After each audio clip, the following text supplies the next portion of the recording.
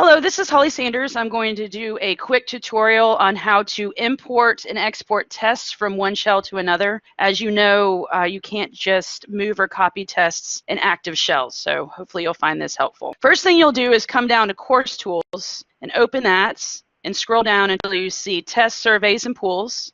Click on it, and then you'll go into Test. And here is the button where you can import a test, but we're going to use that second because first we need to move this Chapter 12 test to another shell. So I'll click on the drop-down box and go to Export. And as you can see in the bottom left-hand corner, there's a zip file exporting of that Chapter 12 test. So once it's done, you'll navigate to whatever class it is where you want to import that test. And you'll scroll down to Course Tools again. Hit Test Surveys and Pools, go into Tests, and at this point you'll hit the Import button. Again, browse my computer so I can find the zip file, and there it is.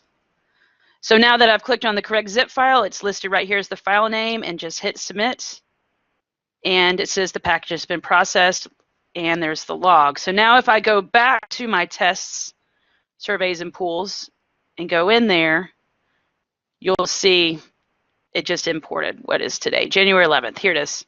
So that just imported from one shell to another. Can't stop yet. What you actually have to do is deploy this test because it's only being held in the little test area undeployed.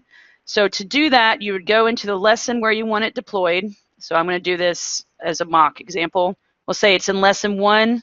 Go to Test, find the one you want to deploy. It's this one. Hit Submit, and set it up as you would a normal test.